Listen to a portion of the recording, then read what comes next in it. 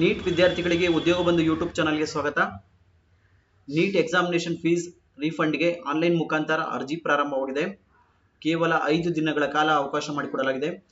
Neat ವಿದ್ಯಾರ್ಥಿಗಳು ಎಲ್ಲರೂ exam ಫೀಸನ್ನು refund ಪಡಿಬೇಕು. ಹಾಗೆ ಅದಕ್ಕೇನೆಲ್ಲ ದಾಖಲಾತಿಗಳು ಬೇಕು ಅನ್ನೋದಾದರೆ ಚೆಕ್ ಬುಕ್ ಹೊಂದಿದ್ರೆ ಸಾಕು.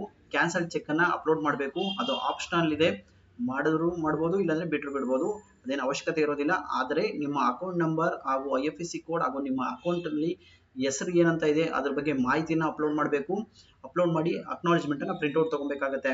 ಅಪ್ಲಿಕೇಶನ್ ಪ್ರಾರಂಭವಾಗಿದ್ದ ದಿನಾಂಕ ಬಂದು 22 ಮೇ 2026ಕ್ಕೆ ಪ್ರಾರಂಭವಾಗಿದೆ ಹಾಗೂ ಕೊನೆಯ ದಿನಾಂಕ ಬಂದು 27 ಮೇ 2026 11:50ಕ್ಕೆ ಕಂಪ್ಲೀಟ್ ಆಗೋದಿಲ್ಲ.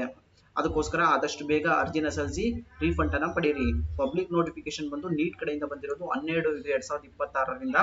ಹಾಗೆ ಅರ್ಜಿನ ಸಲ್ಲಿಸಬೇಕು ಅಂದರೆ ಏನು ಮಾಡಬೇಕು ಅನ್ನೋದಾದರೆ ನಿಮ್ಗೆ ಆಲ್ರೆಡಿ ತಿಳಿದಿರ್ಬೋದು. ನಿಮ್ಮ ಹತ್ರ ನೀಟ್ ಅಪ್ಲಿಕೇಶನ್ ಫಾರಮ್ ಇರ್ಬೋದು. ಆ ಅಪ್ಲಿಕೇಶನ್ ಫಾರಮ್ ಅನ್ನು ಎಂಟ್ರಿ ಮಾಡಬೇಕಾಗತ್ತೆ ಹಾಗೂ ಪಾಸ್ವರ್ಡ್ ಅನ್ನು ಎಂಟ್ರಿ ಮಾಡಿ ಕ್ಯಾಪ್ಚರ್ ಹಾಕಿ ನಿಮ್ಮ ಪೇಜ್ಗೆ ಹೋಗಬೇಕಾಗತ್ತೆ. ಮೊಬೈಲಲ್ಲೂ ಕೂಡ ಅರ್ಜಿಯನ್ನು ಸಲ್ಲಿಸಬಹುದು. ಸಿಂಪಲ್ ಆಗಿದೆ, 2 ಸ್ಟೆಪ್ ಇದೆ. ಹೇಗೆ ಸಲ್ಲಿಸಬೇಕು ಅನ್ನೋದ್ರ ಬಗ್ಗೆ ಮಾಹಿತಿ ನಿಮಗೆ ಈ ವಿಡಿಯೋದಲ್ಲಿ ಕಾಣಿಸ್ತಾ ಇದೆ. ನೀಟ್ ವೆಬ್ಸೈಟ್ ಅನ್ನು ಓಪನ್ ಮಾಡಿ, ಅಪ್ಲಿಕೇಶನ್ ನಂಬರನ್ನು ಎಂಟ್ರಿ ಮಾಡಿ, ಪಾಸ್ವರ್ಡ್ ಎಂಟ್ರಿ ಮಾಡಿ ಹಾಗೂ ಕ್ಯಾಪ್ಚರ್ ರೆಡಿ ಹಾಕಿ ನೆಕ್ಸ್ಟ್ ಸ್ಟೆಪ್ ಹೋಗಿ. ಆಲ್ರೆಡಿ ನಿಮ್ಮ ಲಾಗಿನ್ ಪೇಜ್ಗೆ ಬರ್ತೀರಾ.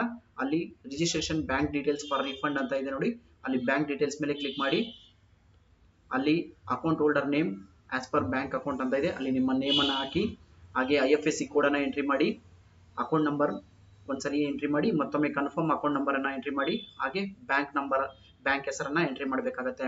ಹಾಗೆ upload scan copy of scanned cancelled cheque ಅಂತ ಇದೆ, ಅಲ್ಲಿ ಆಪ್ಷನಲ್ ಅಂತ ಇದೆ.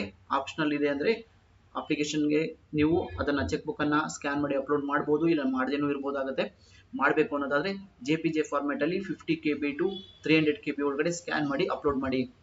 ಅಪ್ಲೋಡ್ ಮಾಡಿದ ನಂತರ ಮತ್ತೊಮ್ಮೆ account number, IFSC code, bank details ಎಲ್ಲ ತಿಳ್ಕೊಂಡು ಕ್ಯಾಪ್ಚರ್ ರೆಡಿ ಕ್ಲಿಕ್ ಮಾಡಿ, ಸಬ್ಮಿಟ್ ಬಟನ್ ಕ್ಲಿಕ್ ಮಾಡಿ.